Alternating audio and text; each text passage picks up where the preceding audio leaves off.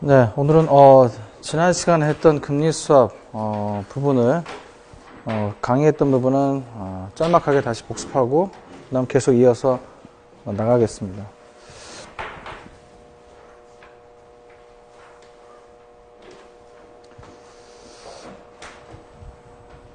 금리 수업이라고 하는 거는 원래는 원금과도 같이 교환이 이루어져야 하는데 금리만 교환한다. 그렇죠? 금리만 교환할 수 있는 이유는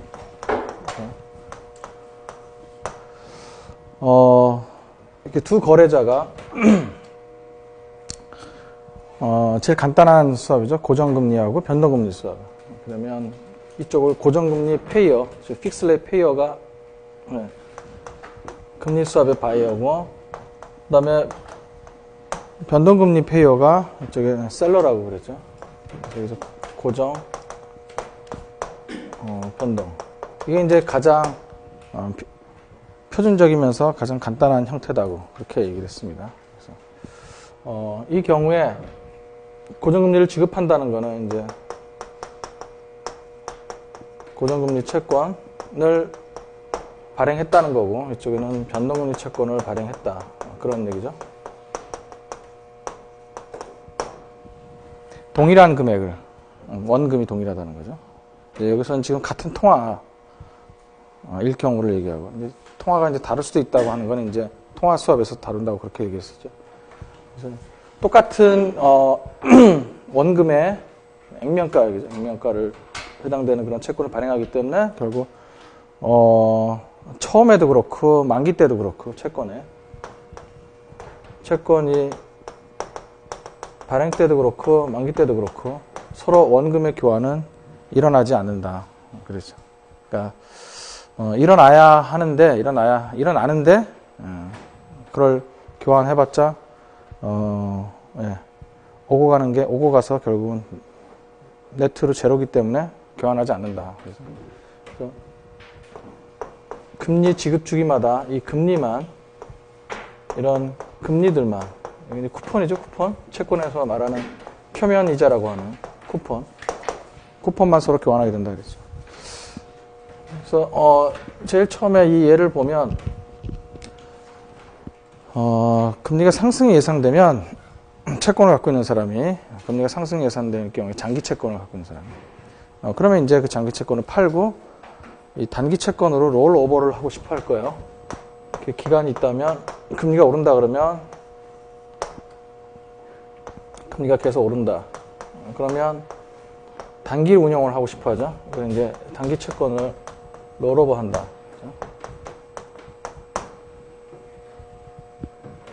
예를 들면 6개월 간격으로 이렇게 한다. 그러면 금리가 계속 오른다고 하면 여기서 팔고 다시 사고 팔고 다시 사고, 그럼 계속 오른 금리를 오른 쿠폰을 취할 수가 있어요. 그렇게 하는 방법이 하나 있고, 그 다음에 변동금리 채권이라고 그래서요. 똑같이 변동금리 채권이라는 게 말하자면 단기 채권을 쭉 시리즈로 연결하는 거나 마찬가지예요. 그래서 만기 동안에 일정한 간격으로 금리를 지급하는데, 그걸 어떻게 해요? 기준금리 플러스 가상금리로 해서 쿠폰을 주겠다 하는 게 바로 변동금리 채권이죠. 이게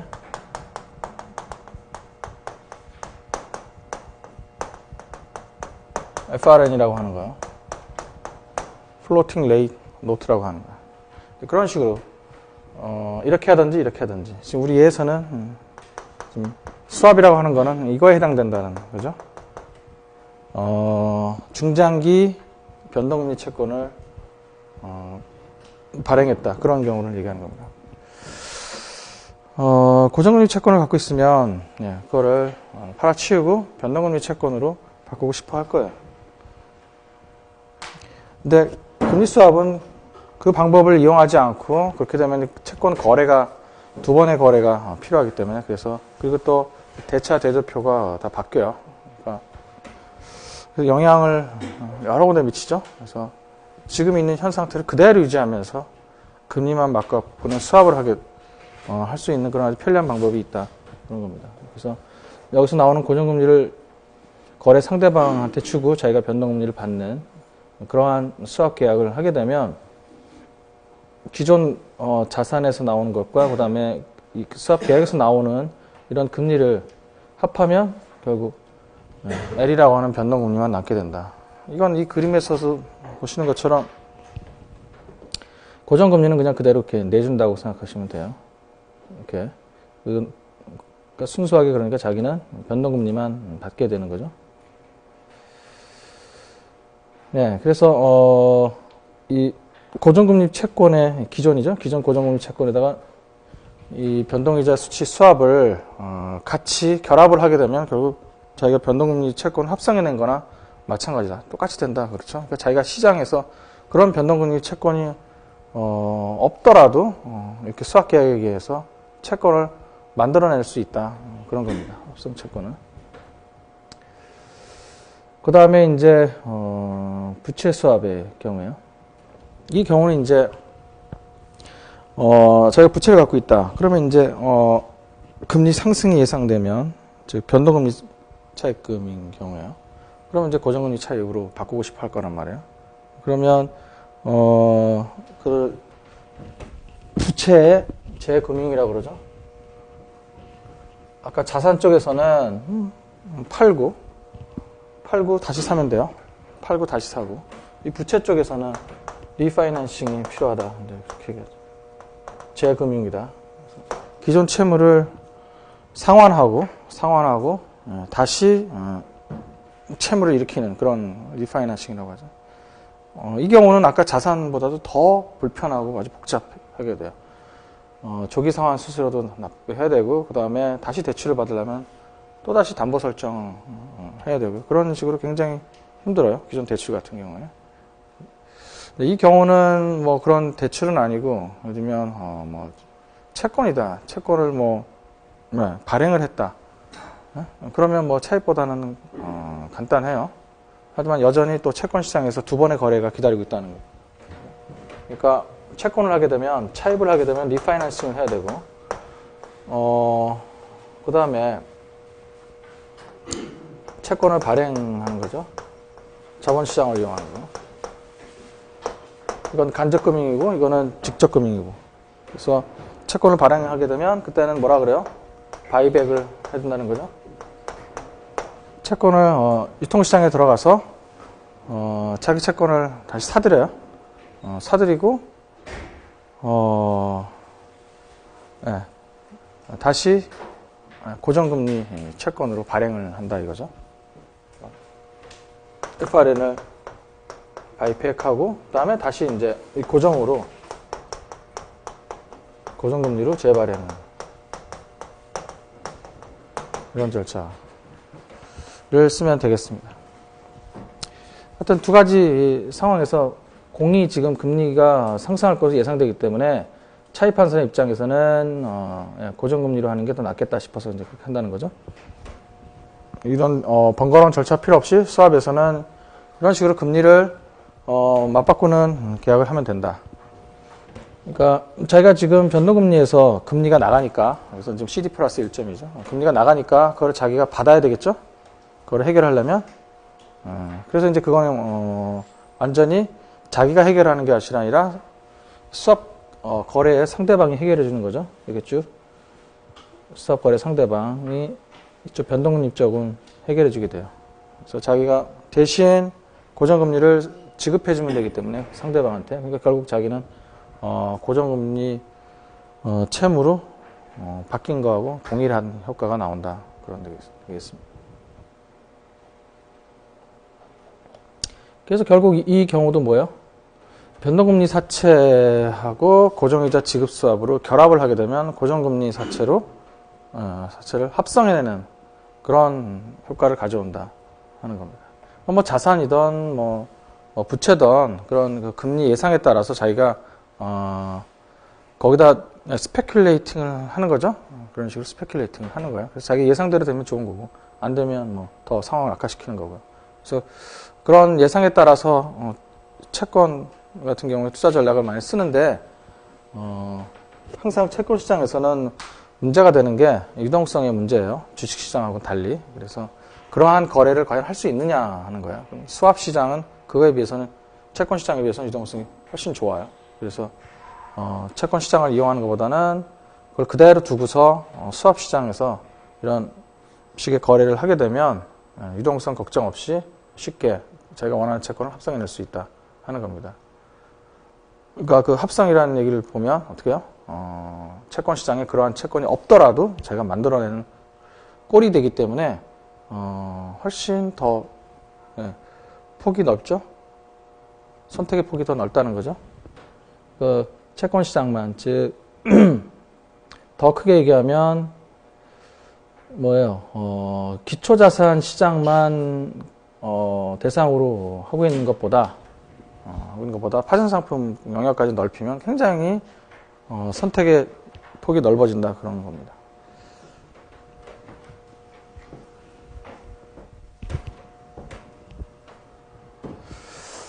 그 다음에 해칭하는 경우요. 해칭하는 경우는 이건 자산 부채 관리라고 해서 저 금융기관에 해당되는 거예요. 자산이든 부채든 양쪽에 전부 금리로 금리가 개입되어 있는 거예요. 자산 쪽에서 이제 금리가 나오고 부채 쪽에서 이제 금리를 자기가 지불해야 되고요.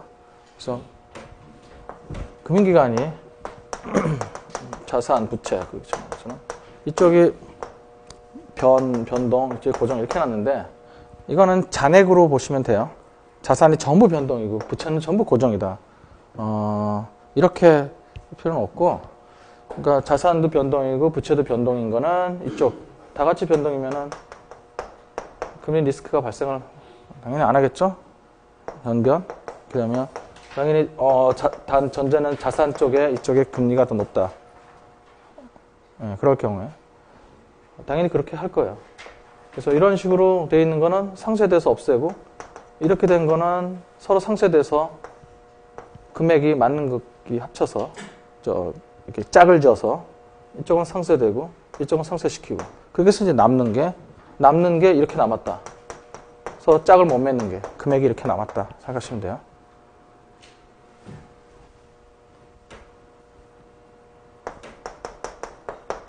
그럼 이런 경우에 이쪽을 고정으로 하고, 그래서 고정을 하든지, 이쪽을 변동을 해서 이렇게 하든지, 자기 택하기 나름이에요. 지금 예제에서는 이거를 이제 변동으로 바꾸겠다. 그렇게요.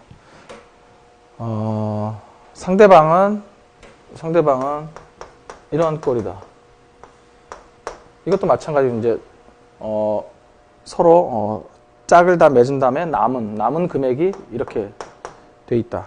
그러면 이거를 이제 수합으로 해칭을 하면 되겠어요. 마찬가지로 이쪽도 부채 쪽을 서로 금리를 맞추겠다 하는 겁니다. 이게 서로 다르면 금리 리스크가 당연히 발생되죠. 왜 그래요? 자, 예를 가봅시다.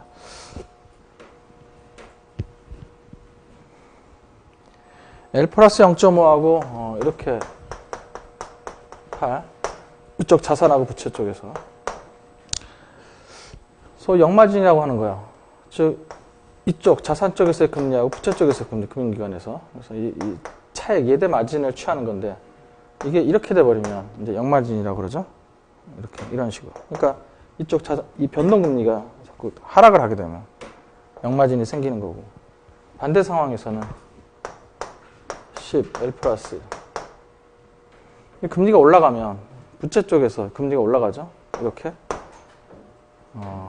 그러면 이제 역마진이 생기는 거죠. 이제 금리가 하락할 경우에, 금리가 이쪽은 상승할 경우. 그러니까 서로 한쪽은 금리가 하락하면, 한쪽은 금리가 상승하면 서로 이제 불리하기 때문에 서로 염려하는 방향이 틀려요. 그래서 이제 거래가 되는 거죠.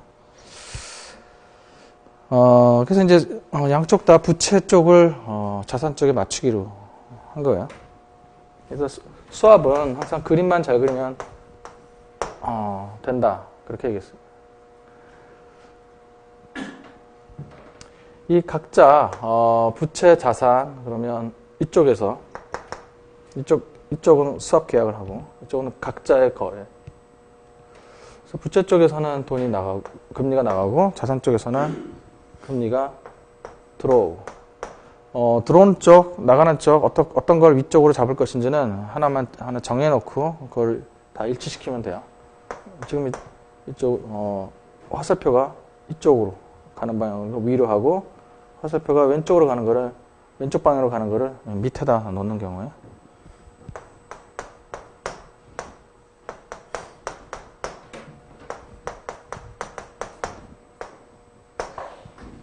그러면 화살표를 그대로 흘러가는 방향대로 일치시켜주면 돼요. 어느 쪽이 고정을 내주냐 뭐 그런 거를 전혀 염려할 필요가 없어요. 그대로 이렇게 화살표 방향으로 그대로 가게 해주면 됩니다. 그래서 변동이 위에 있죠. 그러니까 A는 변동을 내주고 고정을 받는 그런 식이 되겠습니다. 이 L에 대한 8은 사실은 이렇게 미지수로 놓고 구할 수가 있어요. 양쪽에서 얻어지는 고정적인 예대 마진이 똑같도록 해서 미지수로 놓고 하면 그걸 풀 수가 있어요. 근데 뭐 실제로도 그렇게 거래가 되느냐? 그런 건 아니고요.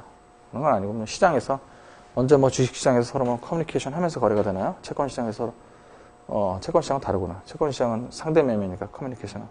경쟁시장에서는 커뮤니케이션을 안 한단 말이에요. 그래서 수합시장 같은 경우는 굉장히 경쟁적이에요. 그게 좀 이중적인 면이 있는데, 채권시장처럼 대화도 나누고. 그래서 합리적인 수준에서 결정되는데, 그걸 무슨 공식을 써갖고 그렇게 하지는 않아요. 서로 한다 그래도, 커뮤니케이션 한다 그래도, 대화를 통해서 하지. 서로 뭐 수치를 써가면서, 뭐 모형을 뭐 서로 보여줘서 뭐 계산을 하면서, 밸류에이션을 하면서 그렇게 하지는 않아요. 그래서 이걸 8로 결정이 됐다. 하면 여기서 부채 쪽을 건드리려 했으니까 자산 이제 들어오는 거는 내버려 두고요. 나가는 거 부채 쪽 이거 해결했죠? 8 그대로 나가죠? 그러니까 자기한테 들어오는 것도 나가는 것도 없어요. 그대로. 그래서 밑에 쪽에서는 위에 쪽에서는 L이 나가죠? 그래서 A는 결과적으로 부채가 L로 바뀌게 되죠. 그 다음에 B는 자산은 내버려 두고 들어오는 거 부채 쪽을 바꾸는 거죠. L 플러스 1 L 받고 L 플러스 1이니까 1만큼 자기가 더 부담을 해야 되고 그 다음에 이쪽으로 8만큼 부담하죠. 수합계획에서. 그래서 8하고 1하고 더하면 8 플러스 1은 9. 그래서 9. 이런 식으로 이 화살표 상에서 직접 계산을 할 수 있습니다. 그래서 이쪽 B는 9로 바뀌게 되죠. 변동이 고정 9로.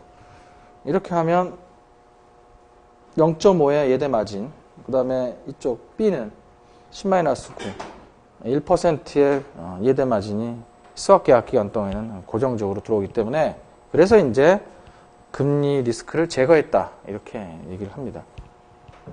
그래서 이걸 해칭, 수합에서의 해칭이 되는 겁니다. 예, 그 다음에 오늘 이제 차익거래. 수합도 이제 파생상품이니까 세 가지 거래에서, 마지막으로 이제 이 차익거래에 해당되는 그런 게 있습니다. 근데 이거는 기존의 선물에서의 차익거래하고는 성질이 좀 달라요.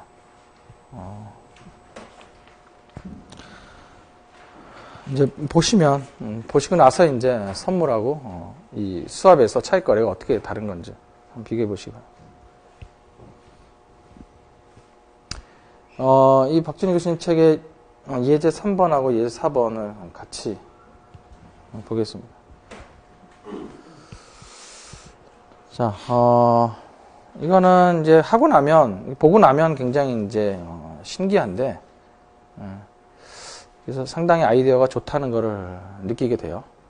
굉장히. 기존에 봤던 우리, 이 자산수합, 부채수합, 즉 스페큘레이션, 금리 상승에 따라서 하는, 혹은 좀 전에 봤던 또 헤징이요. 헤징 같은 경우 그런 거는 쉽게 설득이 좀 돼요. 뭐 별거 없잖아요. 그림만 잘 그리면 되기 때문에 별거 없어요. 근데 이 차익거래는 그렇게 직관적으로 이해가 안 돼요. 이거는 소위 비교위라는 개념을 모르면은 안 돼요. 이 무역에서 리카드의 비교 이론 있잖아요. 절대 우위하고 비교 우위. 그래서 여기서 그 개념이 사용되기 때문에 그걸 모르면 다행히 우리 경제학 전공 학생들이기 때문에 뭐 오래전에 배웠다 해도 비교 우위라는 걸 한 번이라도 들어봤기 때문에 네, 그렇지 않은 사람에 비해서는 훨씬 이해가 빠를 겁니다. 지금 A하고 B 기업의 차입 조건을 보면 네, 고정금리, 차입금리. 이제 이거를 고정금리 시장, 변동금리 시장 이렇게 두 개의 시장이 있다. 그렇게 얘기를 합니다. 마치 무역에서 이거는 나라고 국가고 이거는 뭐 XJ, YJ 해갖고 제품이고 그런 식이에요. A라는 기업은 고정금리 차입 조건이 11.0, B는 12.5, 변동금리는 L 플러스 1.5, 리보, 그 다음에 L 플러스 2.0. 이런 식으로 각각 차입 조건이 주어져 있다. 차입 조건이 주어져 있다. 무역 이론에서는 이거는 뭐 단위당 투입량? 노동이라고 하죠. 노동만이 존재한다. 그리고 단위당 투입 노동량 그렇게 하죠. 지금 이제 여기서는 이제 거래 가능한 금리가 나와 있어요. 조달 가능한 금리가. 그러면 A 기업하고 B 기업 보면 이쪽에 절대 우위. 그래서 똑같이 절대 우위라. 무역에서 이제 보면 단위당 노동 투입량이 작은 거. 그런 작은 쪽. 제품이 아까 XY면 X 제품에서 단위당 노동 투입량이 작은 쪽. 그 나라가 절대 우위에 있다. 똑같아요. 그래서 고정금리에서 절대 우위가 있는 거는 A라는 기업. 그죠? 고정금리에서 절대 우위가. 그 다음에 변동금리에서는 절대 우위가, 이것도 A죠? 절대 우위가 A예요. 둘 다 A예요. A는 양쪽 시장에서 절대 우위에 있다.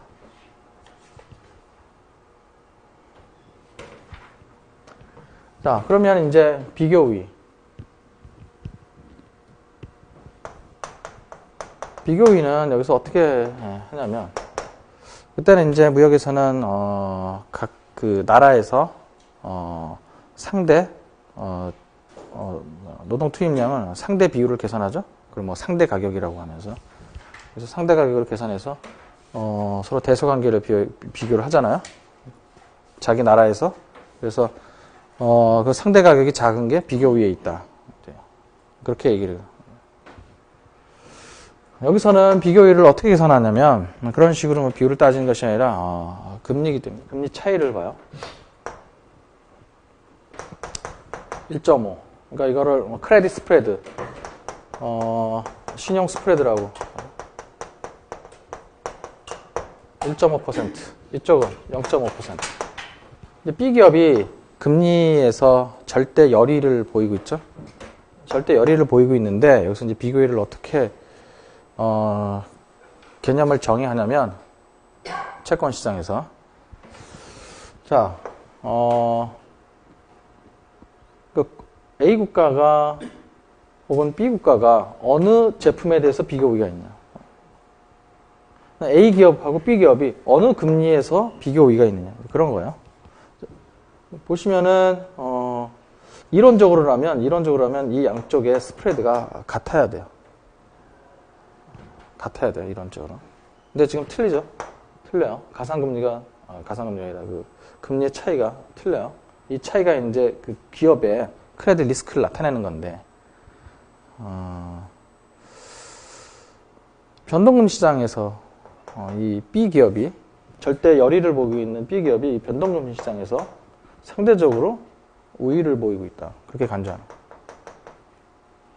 가상금리가 더 적잖아요. 그래서 즉 유리하다 이거죠. 이 변동금리 시장에서는 그러니까 B 기업이 더 우대를 받고 있다. 상대적으로. 어디보다? 어디에 비해서? 이 고정금리 시장에 비해서. 그러니까 B라는 기업은 리카드 비교 이론하면 X라는 제품에 비해서 Y라는 제품이 더 상대적으로 똑같이 못 만들지만, 똑같이 늦게 만들지만, 뭐 이러면 국제 경제에서. 하지만 이게 더 빨리 만든다 그런 거죠. 똑같이 못 만들지만 상대적으로 X라는 제품에서 해서 더 빨리 만든다 그런 개념이에요. 그래서 여기서 다시 이쪽으로 돌아오면 고정금리보다는 변동금리 쪽에서 상당히 유리한 대접을 받고 있다. 고정금리보다는. 그래서 B라는 기업은 변동금리에서 비교 우위를 보이고, 그러니까 반대로 이 A라는 기업은 이 고정금리에서 여기 상대적으로 마이너스 1.5, 그죠? 마이너스 0.5 훨씬 우대를 받고 있다. 1%포인트만큼 더 우대를 받고 있다. 그런 거죠. 그래서 A라는 기업은 고정금리 시장에서 비교 우위를 보이고 있다. 그렇게 얘기를 합니다. 여기서 끝나는 건 아니고 이제 수합이 되려면 두 기업이 비교 우위를 보이는 거, 비교 우위를 보이는 것, 비교 우위를 보이는 것 말고 상대 쪽에 관심이 있다. 변동금리 쪽에. 그러니까 이제 무역이 서로 교환이 가능하다 그런 얘기죠. 상대 쪽에 관심이 있다는 거예요. 변동금리 쪽에 관심이 있고, 그 다음에 이쪽은 변동금리 쪽에 우위를 보이고 있는데 고정금리 쪽에 관심이 있다. 더 나아가서 여기서는 변동금리로 자금을 조달하고 싶어 한다. 고정금리로 자금을 조달하고 싶어 한다. 자기가 우위에 있는 자금으로 조달을 그런 방법을 택하는 것이 아니라 상대방 쪽에 우위가 있는 그런 금리 시장 쪽에서의 금리로 자금을 조달하고 싶어 한다. 그러니까 이제 교환이 일어날 수 있다. 무역으로 치면 교역이 가능하다. 그런 거예요. 서로 우위가 있는 것들을 갖고 있다. 이제 그런 거. 그러니까 이제 교환. 똑같은 논리야. 국제무역하고. 자, 그래서 여기까지 리카르도의 비교 우위론을 알면 쉬운 거고 모르면 어려운. 자, 그러면 이게 어떻게 수합을 하는지. 뭐 간단해요. 논리는 상당히 복잡한데 뭐 이것만 결정이 되면 비교 우위에 해당되는 자금 시장에서 금리 시장에서 자금을 조달하는 게, 그러니까 어떤 쪽을 택하느냐, 그러니까 어떤 쪽이 비교 우위를 보이느냐 하는 것만 택해지면 그다음부터는 뭐 일사천리로 어떤 방식으로 수학 거래가 되느냐는 결정이 됩니다. 요게 어려운 거죠. 처음 해봤을 때 요게 어려운 거죠. 비교 우위라는 거예요. 금리 시장, 채권 시장에서의 비교 우위라는 거. 자, 어떤 식으로 A, B 각자 비교 우위가 뭐 국제무역에서 특화 생산을 한다는 거죠. 그러니까 비교 우위가 있는 쪽 금리를 택해서 자금을 조달을 먼저 해요. 각자. 그래서 이쪽은 A는 고정금리 쪽을, B는 변동금리 쪽 자금을 조달해요. 그리고 난 다음에 이제 수합을 하겠다 이제 그런 거죠.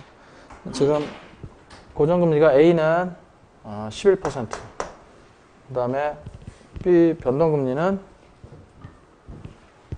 L 플러스 2,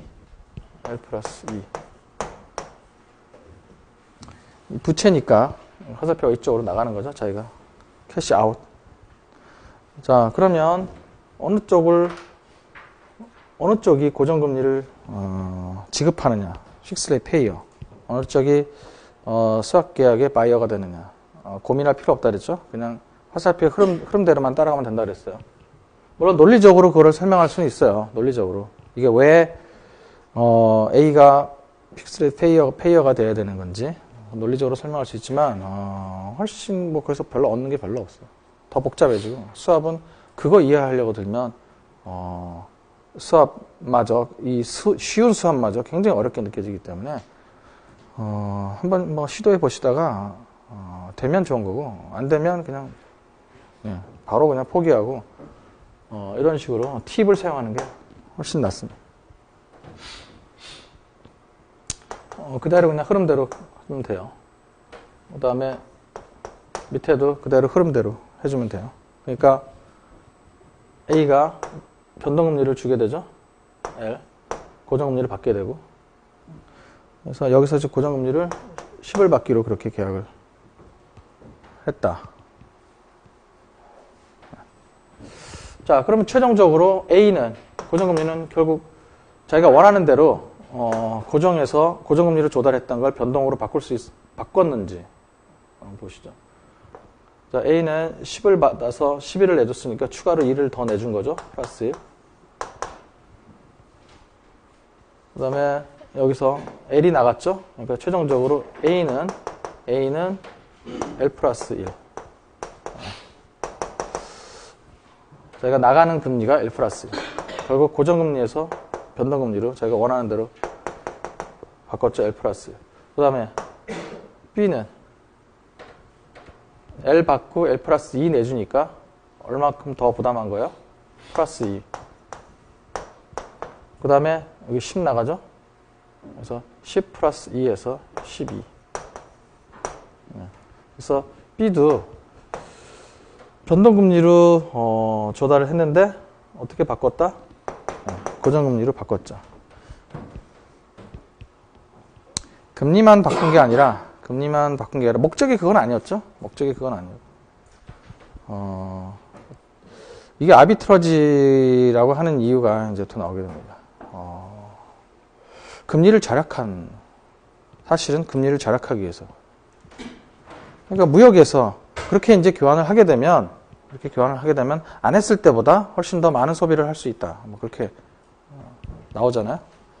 그래서 그러니까 싼 가격에 들여올 수 있다 그런 거죠. 자기가 만들었을 때보다 더 싼 가격에.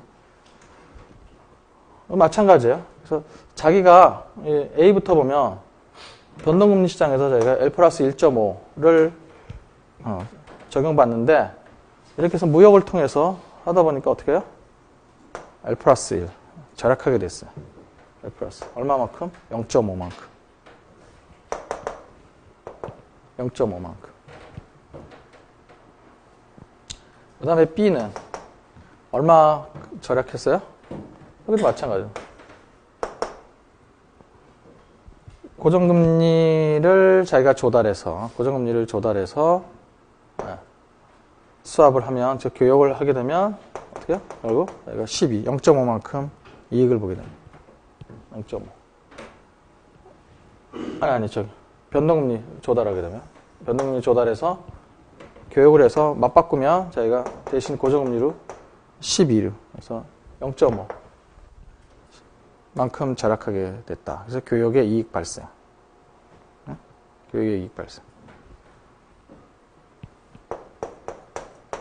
플러스 0.5, 플러스 0.5. 여기서 이익. 이게 지금 여기서 개입된 리스크가 없기 때문에 무위험 차익이다. 그렇게 간주하는 겁니다. 무위험 차익. 그러면 이 무위험 차익의 소스는 어딜까? 왜 이런 게 발생됐게 됐을까?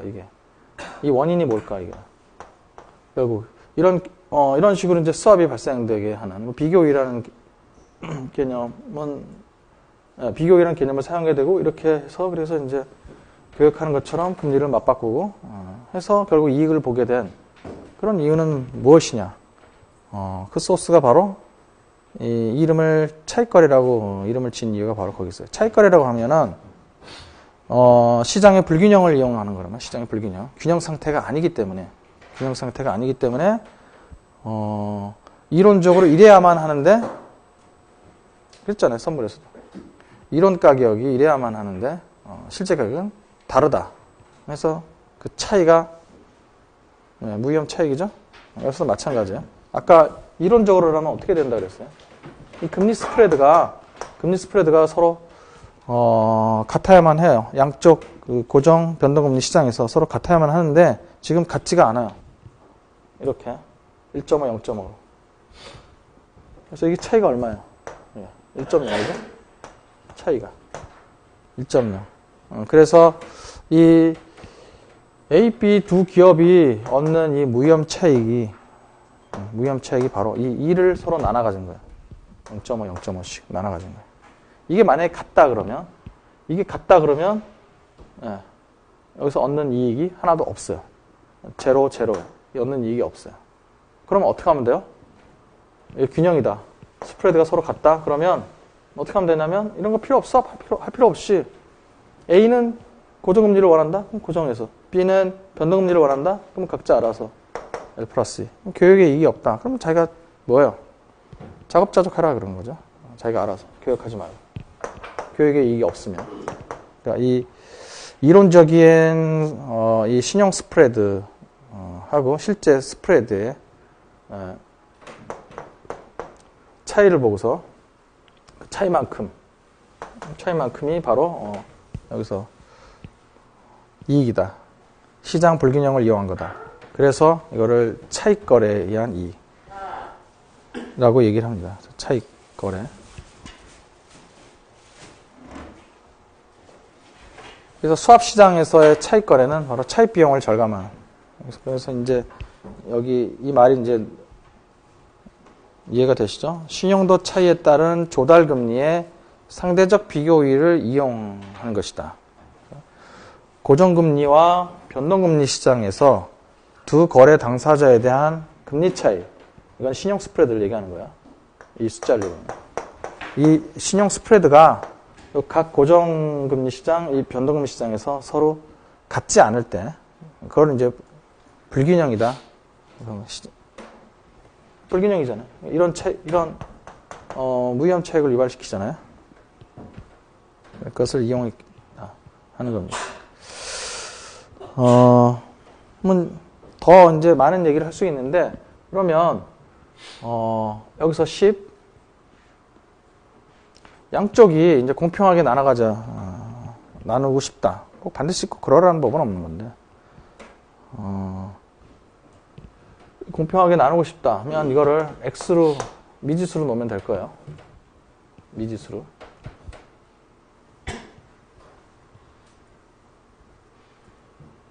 자, 그러면 고정금리니까 X 받고 10일 내주니까 X 마이너스 11. 그죠? X 마이너스 11.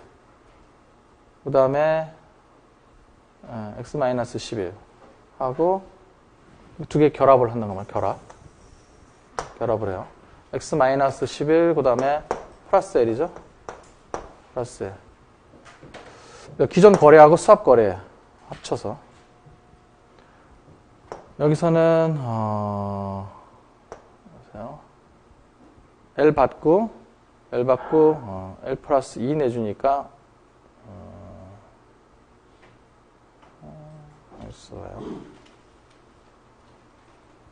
지금 받고 내주고 마이너스죠. 마이너스. 네, 받고 내주고 마이너스 L. 자, L 받고 X 내주고 마이너스 X.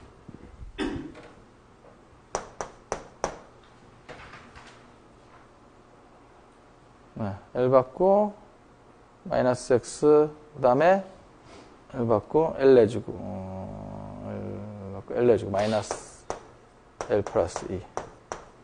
자, 그러면 이게 서로 같게 만들어주면 돼요.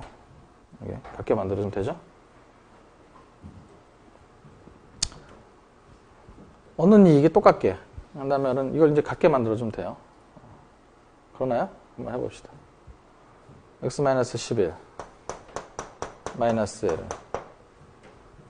L 없어지면 L-X 마이너스 L 없어지고 마이너스 X 마이너스 2 그렇죠? 맞나? X 마이너스 11 이렇게 하면 안 되죠? 조달금, 자기가 얻는 이익을 계산해야 되니까. 봅시다. A의 이익. 자, 여기서 조달금리. 다시 계산합시다. 네, 11 마이너스 X 플러스 L. 이게 조달금리. 여기서 조달금리.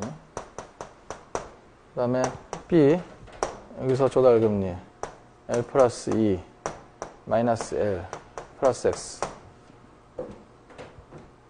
자, 이렇게 되면 정리하면 여기는 뭐 더 이상 정리가 안 되죠. 이거 정리하면 LL 없어지고 얼마? X 플러스 2. 자, 그러면 자기 이익이 어디서 나요? 이거를 지금 이게 고정이 들어오니까 그래서 고정을 이렇게 해결해주고 변동이 나가니까 지금 자기가 변동금리로 조달을 하는 거죠. 여기서 조달금리 L 플러스 1.5.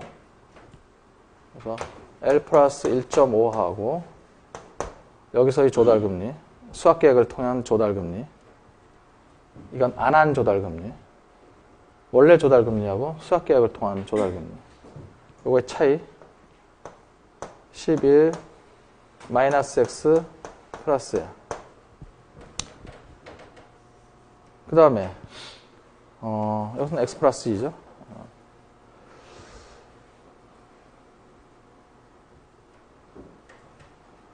원래 조달금리 얼마죠? B. 지금 고정금리죠? 고정금리. 변동금리가 여기서 해결되고 플러스 그 다음에 이게 위쪽이 고정이죠? 고정이 나가니까 이게 지금 고정이라는 걸 알 수가 있어요. 네, 고정 12.5 그래서 12.5 차액이 X 플러스 2 이렇게. 그러면 이걸 정리를 하면 얼마가 되나요? LL 없어지고 X 그 다음에 마이너스 11 플러스 1.5 LL 없어지고 LL 없어지고 X 여기 나왔고 11 마이너스 1.5면 얼마나? 9.5 맞나? 9.5 X 마이너스 9.5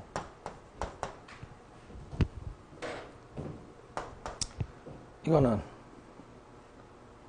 마이너스 X 10.5 그렇죠? 마이너스 X 플러스 10.5 네. 여기 이제 차익이죠? X를 미수로 놓으면 여기서는 X 마이너스 9.5가 차익이고 여기 마이너스 X 플러스 10.5가 차익이고 그래서 두 개 그러니까 양쪽에서 얻는 무위험 차익이 똑같도록 이 두 개를 이제 같게 놔주면 이렇게 하면 EX는 얼마예요? 20이네? EX는 20. 그러니까 X는 얼마? 10. 네. 10. 그래서 우리가 봤듯이 10으로 하면 공평해졌잖아요. 그죠? 0.5. 0.5씩. 그렇게 해서 이제 X 값을 구하면 되겠어요. 그러니까 문제에서 이렇게 해놓고 X 값을 구하라. 어떻게 해야? 그러니까 이걸 뭐라 그랬어요? 수합 거래에서의 고정금리 쪽이 뭐라 그랬어요? 그걸 수합 가격이라고 그랬죠? 혹은 수합 레이시라고.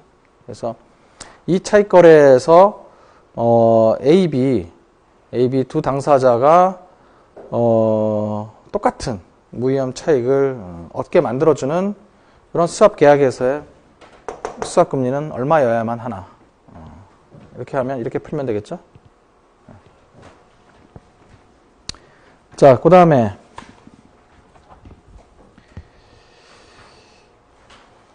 딜러가 뭐 이게 사실 뭐 정상이죠. 딜러가 가운데 개입이 되는 경우 이게 이제 예제 4번이에요. 지금까지가 예제 3번이고 예제 4번은 똑같은데 가운데 딜러가 개입이 되는 경우 그러면 이제 어떻게 되느냐? 이 경우는 반드시 딜러를 동반을 해야 돼요. 은행 같은 이게 A하고 B가 둘 다 은행이다. 그러면 이론적으로 하면 사실 거의 차이가 없을 거예요. 거래 비용 같은 거 빼고는. 그러니까 둘 다 은행이다 그러면 둘 다 우리나라 같은 경 신용 등급이 똑같기 때문에 뭐 고정금리 시장이나 뭐 변동금리 시장이나 뭐 거의 뭐 똑같을 거다. 그렇게 차입 조건이 얘기할 수 있어요. 실제로는 조금씩 틀리지만. 근데 기업 같은 경우에 그게 이제 아주 크게 차이가 나겠죠. 신용 등급의 차이가 이제 크기 때문에 A 두 B 기업이 있으면 그래서 A하고 B 기업이 은행보다는 이제 기업 경우에 그 차익을 얻더라도 그 무위험 차익이 상당히 많겠죠. 스프레드 차이가 굉장히 날 거기 때문에. 자, 그래서 불균형이 그러니까 심할 가능성이 더 높기 때문에. 그러니까 수합 시장에서 기업끼리는 못 해요. 그래서 수합 딜러가 가운데, 수합 딜러는 은행이 하죠. 그러니까 그 상대방의 그 신용 리스크가 있으면 안 되기 때문에 이건 지금 장외에서 벌어진 일이기 때문에요. 수합 딜러를 가운데 끼고서 하게 돼요. 가운데 그러니까 반드시 이쪽이 당사자들끼리 서로 은행이 아니면 반드시 은행을 끼고 딜러, 이걸 이제 수합 딜러 혹은 수합 뱅크라고.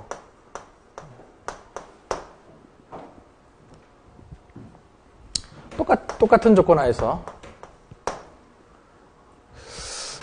직관적으로 보면 어떻게 하면 되냐. 결국 뭐 딜러가 끼면 딜러는 BDS 스프레드를 먹는 거니까 딜러가 뭐 얼마 먹겠죠?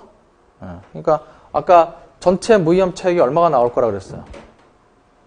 변동금리하고 이 고정금리 나온 여기 스프레드 여기 1.5하고 0.5 이게 신용 스프레드가 서로 같아야 되는데 서로 다르니까 요거의 차이 1 이게 이제 무위험 차익의 소스가 될 거라고 그렇게 얘기했었죠. 이 소스를 A하고 B가 공평하게 둘이 나눠가는 그런 케이스를 봤을 때 0.5, 0.5씩. 그러면 딜러가 끼면 이 중에 일부를 딜러한테 떼줘야 된다. 딜러한테 떼줘야 된다. 그래서 우리 이 예제사에서는 어떻게 얼마큼 딜러한테 떼주는 걸로 했냐면 0.3만큼 떼주는 걸로 그렇게 해요. 그럼 나머지 0.7이죠? 0.3은 딜러한테 가고 나머지 이제 A하고 B가 이 0.7을 둘씩 공평하게 0.35, 0.35씩 나눠가는 걸로 이렇게요. 그러려면 이거를 어떻게 설계하면 되겠어요? 이거를 우리는 아까 여기서 11 자, 고정금리 쪽을 위로 잡았다. 이게 그냥 위로. 수합뱅크가 지금 10일이 아니죠. 내가 지금 조달금리가 여기서 지금 고정금리를 위로 흘러가게. 변동금리는 밑으로 흘러가게. 이렇게. 그래서 B가 지금 변동금리 쪽을 담당하고 있죠. 여기 이걸로 저희가 비교 우위를 보여줬죠. 그러니까 예제사를 먼저 했기 때문에 이게 이제 수월하게 보이는 거예요. 이게 왜 이렇게 한 건지는 이미 결론이 나 있고 11, L 플러스 이쪽으로 각각 이렇게 조달을 하고 맞바꾸는데 자 수합뱅크가 껴들어갔다. 그래서 0.3을 떼주려 했다. 이게 없었다면 아까 얼마였어요? 고정금리 쪽에서 12 수합 레이트가 10이었죠? 이걸 BDS크 스프레드 0.3으로 만들어주려면 어떻게 하면 돼요? 이거를 받고 고정금리를 받고 내주는 거죠? 고정금리를 받고 내보내주고 변동금리는 똑같이 만들어주고 LL 이렇게 그러니까 받고 내주는 걸 똑같이 만들어주면 변동금리 쪽에서는 제로니까 신경 쓸 필요 없고 이렇게 설계를 해주면 고정금리 쪽만 손보면 되죠? 받고 내준 거니까 예? 받고 내주니까 이게 수치고 이게 지급이니까 이익을 얻으려면 이쪽을 크게 이쪽을 작게 그거를 0.3으로 하려면 양쪽에서 어떻게 돼요? 0.15씩 이쪽을 0.15 증가시키고 이쪽을 0.15 감소시키고 9.85 이렇게 하면 차이가 10.15, 9.85 차이가 0.3이 되죠. 그래서 BDS크 스프레드 0.3을 10.15 수취하고 9.85 지급하는 그런 식으로 이쪽 수학계약에서는 이렇게 하고 이쪽 수학계약에서 이렇게 하고 딜러가 양쪽에서 각각 그렇게 하면 수합뱅크는 0.3 가져갔죠? 이렇게 하면 돼요. 이렇게 해서 간단하게 수합 딜러가 개입이 될 경우에 각각 A하고 B는 각각이 갖는 무위험 차익이 똑같게 하고 딜러 에스크 스프레드는 0.3이 나게 이런 조건에 맞게 설계를 해라. 그러면 이게 답이 되겠어요. 이런 방식으로 설계를 하면 돼요. 이거를 근데 막바로 할 수도 있어요. 습관이 되다 보면 막바로 할 수 있는데 막바로 할 수가 없다. 그러면 일단 딜러가 없는 상황을 먼저 해결한 다음에 딜러가 없는 상황을 앞에 봤던 것처럼 먼저 해결한 다음에 그 다음에 이제 딜러를 껴서 이런 방식으로 하게 되면 금방 훨씬 더 쉽게 직관적으로 쉽게 더 빨리 나올 수 있게 됩니다.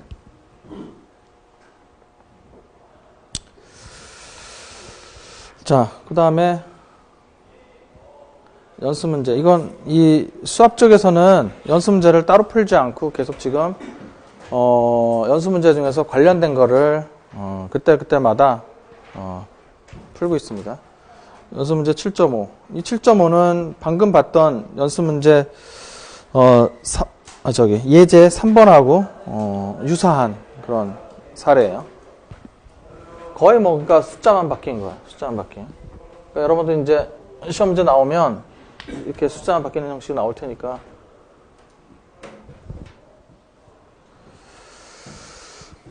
자, 차입적공. 그러니까 여기서 차익거래에서는 누가 비교 우위를 갖고 있는, 어느 금리에서 비교 우위를 갖고 있는 건지, 그것만 정하면 그냥 바로 끝나요.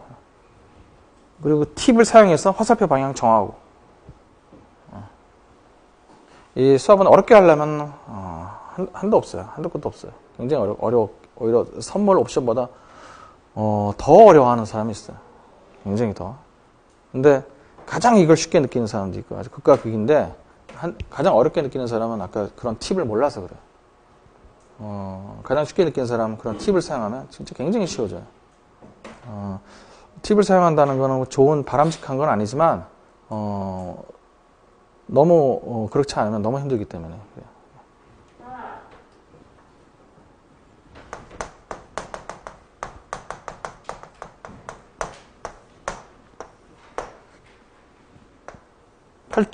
고정금리 시장에서 각각 이렇게.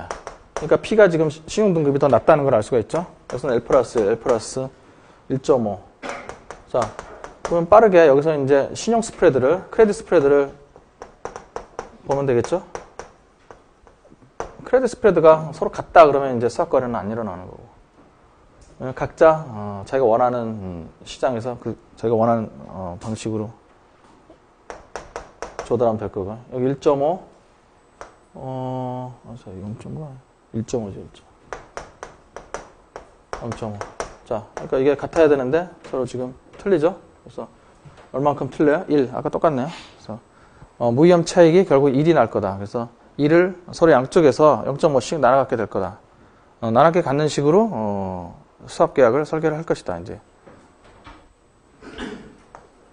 자, 그럼 비교 우위. 금방 알 수 있죠? 지금 이걸 보면 알 수 있는 거죠?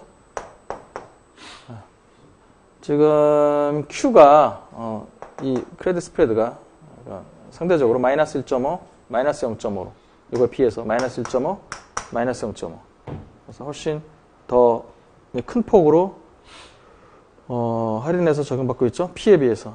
그러니까 이 비교 우위가 이쪽은 고정이고 전 변동은 L 플러스 1, L 플러스 1.5 이쪽에서는 1.5만큼 더 부담하는데 P가 0.5밖에 부담을 안 하니까 변동금리에서 비교 우위를 보인다.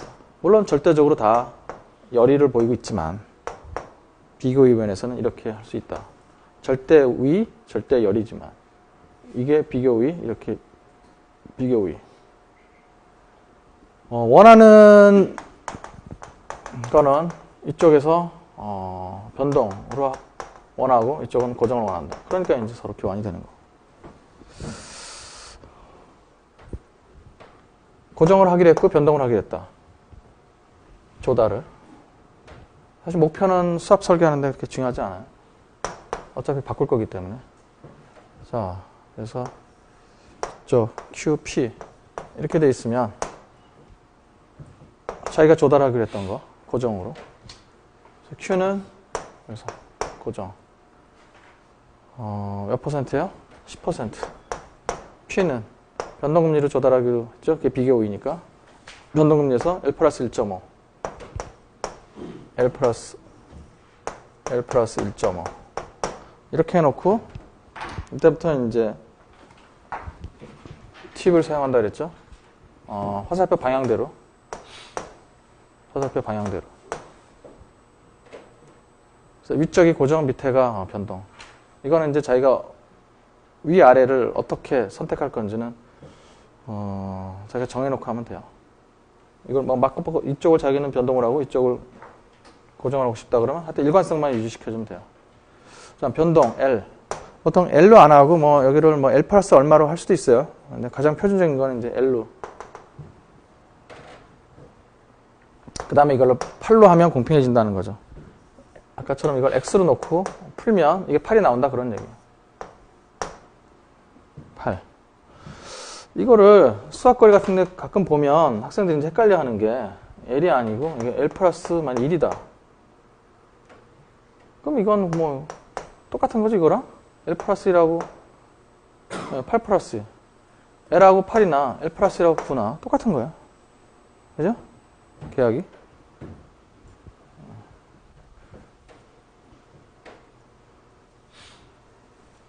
만약에 시험 문제 그런 식으로 나오면 전혀 신경 쓸 필요 없어요. 그냥 흘러가는 대로 받은 걸 내주고 그래서 그 차이를 구하고 그러면 되는 거야. 여기가 왜 어떨 때는 이게 L이고 어떨 때는 L 플러스 알파 이런 식으로 나오고 그런 거에 대해서는 신경 쓸 필요가 없다. 이거는. 실제적으로 이제 계약할 때는 그렇게 하는데 반드시 L은 아니고 이렇게 계약하면 이제 공평해진다는 거죠. 8을 그런 식으로 이제 아까처럼 계산하고 나면 실제적으로 그렇게 됐나 한번 확인만 해봅시다. 자, Q가 이제 금리가 고정으로 조달했는데 변동금리로 바뀌어졌는지 8 받고 10을 내줬죠? 8 받고 10을 내줬으니까 어떻게 해요? 8 받고 10을 내줬으니까 2를 더 내준 거죠? 플러스 2. 지금 여기 플러스라는 게 지금 코스트를 얘기하는 거니까 자기가 지금 플러스 2를 더 내준 거죠. 여기선 밑에 변동 쪽에서는 L이고 그러니까 최종적으로 Q가 L 플러스 2를 부담한 거죠. 그 다음에 P는 고정 쪽에서 8 그밖에 없네. 8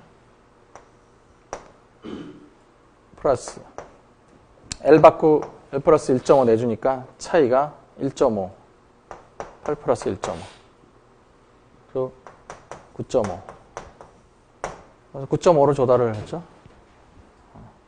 L 플러스 2를 조달하고 자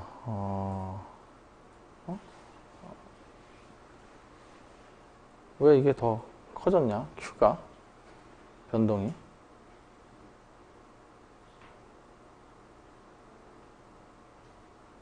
더 작아져야지. L 플러스 0.5가 나와야 되는데 뭘 잘못한 거지?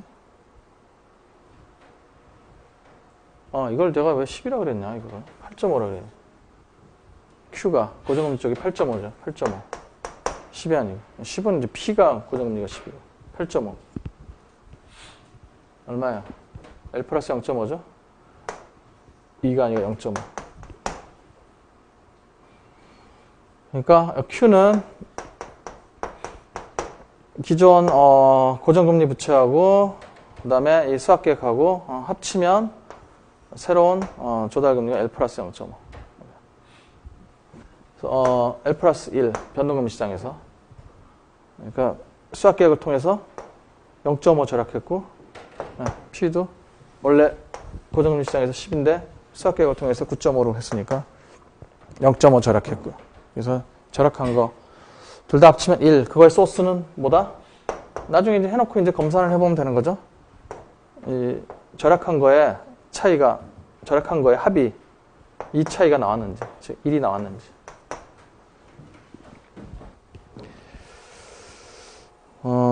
그 다음 부분에 이제 그걸 미지수로 놓고 푼 게 나와 있어요. 여러분들 이제 그렇게 한번 해보시면 돼요. 똑같이.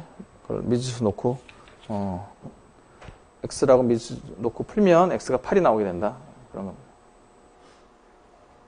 그 다음, 연습 문제 6번 보시면, 이거는 지금, 앞에 봤던 차익거래하고는,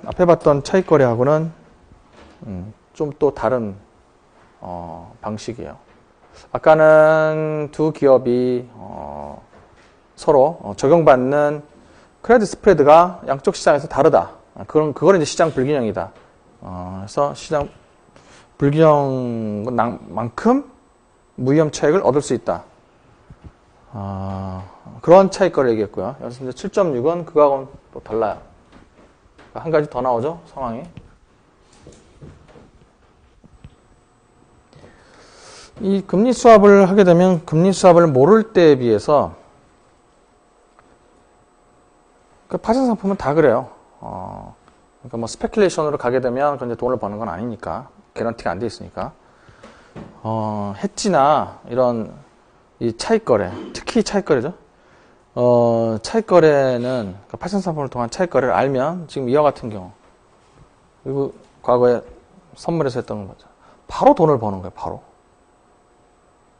이걸 알았을 때하고 몰랐을 때하고는 돈을 버느냐 못 버느냐. 앞에서도 보면 차입 금리를 바로 절약하잖아요. 0.5%. 그게 어디 쉬운 건가요? 은행 뭐이나 아니면 채권에서 발행할 때 그 0.5% 낮추는 게 얼마나 힘든 건데. 그게 0.5%포인트 막 낮추잖아요. 그렇게. 수합 계약을 이용해서. 상당히 돈을 버는 거예요. 마찬가지로 이 경우도 지금 바로 돈을 벌 수 있는 자금 조달에서. 자, X기업의 차입 조건이 고정이 8.25, 변동이 L 플러스 1.5%다. 자, 이건 이제 기존에 자본시장에서 그렇다, 이제 그렇게 얘기를 하는 거죠. 여기서 이제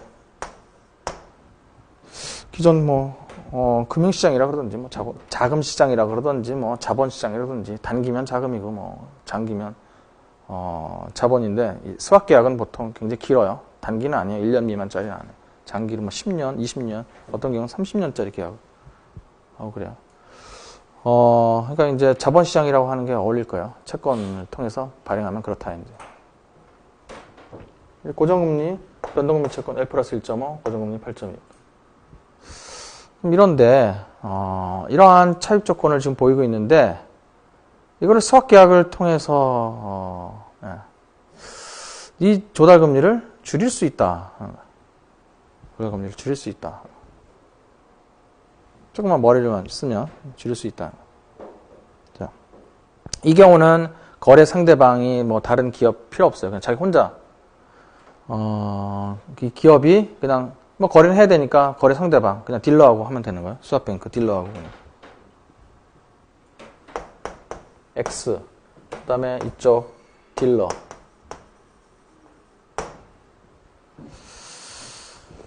자, X가 변동금리 부채가 L 플러스 1.5.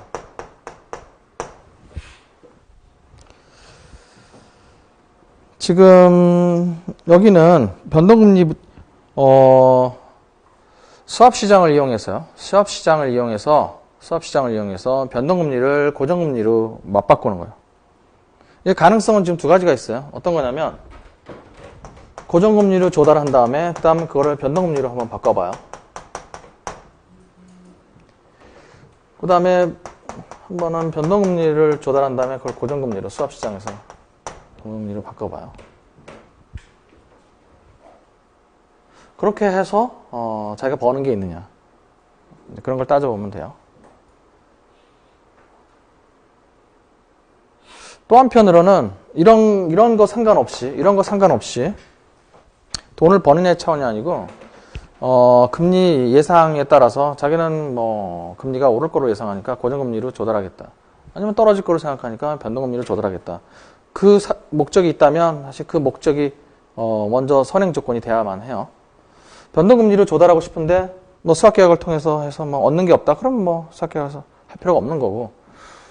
고정금리로 조달하고 싶은데 수학계약을 통해서 얻는 게 없다. 그럼 수학계약을 할 필요가 없는 거예요. 이렇게. 그러니까 자기가 원하는 게 어디 있냐가 사실은 더 중요한 거예요. 고정금리로 하고 싶으냐, 고정금리를 조달하고 싶으냐, 변동금리를 조달하고 싶으냐. 그게 먼저 선행이 돼야 돼요. 그거에 따라서 이제 수학계약을 통해서 그 금리를 절약할 수 있느냐. 수학계약은 이제 그 다음 문제예요. 절약이 되면 수학계약을 이용하고, 절약이 안 되면 수학계약을 이용하지 않는다. 그렇게 하는 겁니다. 자, 이 경우는 지금, 지금 문제이기 때문에, 수학계약을 통해서 이익을 보는 상황을 좀 만든 거예요. 고정금리를 조달하고 싶어 한다. 그거요. 고정금리가 8.25예요. 수학계약을 통해서 이 금리를 절약할 수 있다. 그런 얘기예요. 그러니까 수학계약을 통해서 고정금리를 조달했다는 얘기는 처음에 자기가 조달하는 거는 변동금리여야 되겠죠. 그래서 수합을 통해서 그걸 바꾸는 거죠. 고정금리를 원하는데 수학계약을 고정금리 그건 말이 안 되잖아요. 그래서 변동금리를 조달하고 고정금리로 바꿔야죠. 고정금리를 조달하고 고정금리로 바꿔. 그게 아니고. 그래서 변동금리를 조달을 해요. L 플러스 1.5. 그러면 수학계약을 이 딜러하고 어떻게 했나 봅시다. 6.5 L. 그 다음에 이쪽 나가는 캐시플로우는 사실 이거는 괜히 그냥 해놓은 거죠. 헷갈리게. 이쪽은 뭐가 되든 마음 상관없어요. 이쪽은. 이쪽 X라는 기업은 이 딜러가 이쪽 상대방이 어떤 거래를 하는지는 자기하고는 아무런 상관이 없기 때문에 이건 사실 괜히 혼란스럽게 만들어준 거고 이쪽은 전혀 쳐다볼 필요가 없는 거예요. 괜히 이쪽으로 혼선을 주기 위해서 만들어 놓은 거에 불과하다. 그렇게 생각하시면 돼요. 만약 문제 풀 때는. 자, 그럼 최종 조달 비용을 계산해 봅시다. 이 그림만 보면 금방 계산이 나오죠? 어디 봅시다. 지금 L이 이렇게 변동금 이쪽으로 지금 흐름을 타야 되죠? L. 그러니까 L을 받고 고정금리를 내주는 계약을 해야 되는 거죠. 자, L 받고 L 플러스 1.5를 내줬으니까 1.5를 추가적으로 내준 거죠. 1.5. 그리고 6.5를 또 내줬죠. 그래서 1.5 플러스 6.5 하면 8.0. 변동금리를 조달한 다음에 수학계획을 통해서 고정금리로 맞바꾸는 그런 수학거래를 통해서 지금 얼마를 절약을 한 거야? 0.25. 0.25%? 0.25% 절약했다고 그러면 안 돼요, 여러분들. 여러분들 이제 그러면 0.25% 포인트. 수능이 났잖아요. 퍼센트 포인트.